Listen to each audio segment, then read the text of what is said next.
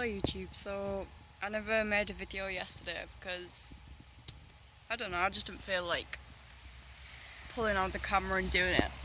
Actually I did it about 3 o'clock in the morning before I went to bed, but I don't know, I thought it was a bit late, so I didn't. Anyway, so I'm putting up a video today, so that's good. I've just done a drawing. I was sat at the top of the steps over there somewhere, up past some trees, and yeah, I'm gonna show you it, and it's got like a deeper meaning to it. So, wait, I don't even know if you can see it, but yeah, it's like I started off drawing the devil's face because I asked myself, what does the devil look like? And I was like, do you know what, I'm gonna try and draw it. And then I kept thinking more deeply about it, and I was like, the devil doesn't really exist, does he? He's just the same as God. It's like God's within us, and so that means vice versa, the devil is also within us. And I wrote at the bottom, people aren't born bad, they are created over time. And that's suggesting that no one can be born bad. It's a lesson you have to learn. It's if you're treated badly throughout your life and you've had traumas when you were a kid, like maybe you had like a bad parent or you're in like toxic relationships and things like that, that's gonna bring out the inner devil in you. And so I drew it with I can't remember what's that called, the circle above its head, halo, is that it? Well, I drew that broken, and it's still got wings, suggesting that it used to be good, it used to be an alien. But yeah, I was just trying to say that bad people aren't bad for the reason that they were born bad. They were brought into this world on a baseline level of consciousness, and pretty much the circumstances throughout the life, this applies to good people too, even though there is like really no good or bad, there's only resonance. This applies to anyone. The circumstances throughout your life define you as a person. They make you who you are today. And obviously only when you know this is that when you're able to change it. And that's through like spiritual awakenings and things like that, and seeing the truth and seeing that it's all just an illusion. And nothing's set in stone, so like even bad people can change. And good people can change. Good people become bad people can become good. Like I used to be a bad person well, I say bad person, I was just a bit confused. I don't know, I used to treat my family bad, I used to get in trouble all the time and take a lot of drugs.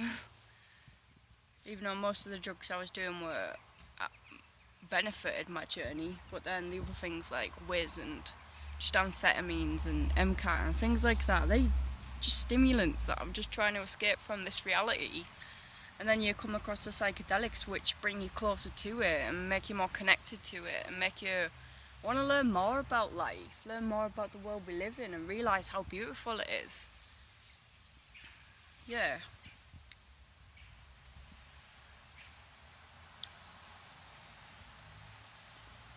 Life's trippy. I was thinking the other day about fear as well, because like, have you ever been scared of something but not being able to explain why? Or when like you see a person and fear's overrunning their life and you're like, why can't you just snap out of it and realise that it's not going to hurt you, because the majority of the time the fears these people have is irrational. And I guess it's got something to do with our conditioning and the way we've been brought up in a society which revolves solely around fear in order to keep us under control and stuff. And I guess some people fall into it more than others, because they find ways to integrate the fear into their everyday lives more than people who aren't scared of things. Like the people who aren't scared are the ones who want to break the cycle and think outside the box and do things that challenge them, and don't see things that you're scared of as a threat and you should run away from it. See it as something to embrace and to help you grow as an individual. That's how we should see fear. But it's so weird because it's like it's people's realities. Like your reality means so much. I'm sorry if this video cuts out soon. I'm past 5 minutes. But anyway, your reality means so much. Like that's all there ever is in your head. That's all it is. Your perspective on the world. And if your perspective is filled with fear, imagine how much of an impact that's going to have on your daily life. You're not going to want to do anything, and you're not going to progress anywhere because you're going to be so scared to do anything or even leave the house. I just don't understand, like, just people who are constantly worried about everything, and it's just like irrational. It doesn't mean anything. Well, to me anyway, it doesn't mean anything. And obviously I've got my fears. Fear is completely normal emotion to feel, but when it's overrunning your life, that's when you need to do something about it. Like seriously, you need to. And quite often fear it's got nothing to do with the outside things around you. It's not like, it's nothing to do with that. It's to do with the way your brain's working on the inside. Like, there is no scariness. Nothing's scary, nothing's pretty, nothing's horrible, nothing's lovely. It's all just the way you perceive it. You choose to perceive things as happy or sad or shit or whatever you want to perceive them as. You're choosing to perceive it that way. Don't put the blame on something outside of yourself, because then you're never going to be able to solve your problems. You've got to take responsibility for it. Take responsibility for everything that happens in your life, your emotions, your feelings. Even if something which you don't feel like was your fault at all, just take responsibility, because that's going to take away the resistance within you from constantly sitting and denying it to yourself.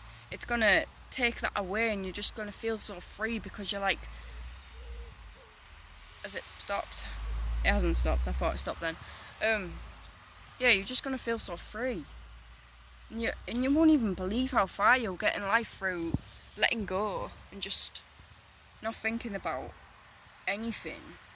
Well, obviously thinking about things, but not thinking negatively about things all the time. Just thinking positively and seeing challenges as a challenge, not as something to be scared of and run away from. Yeah.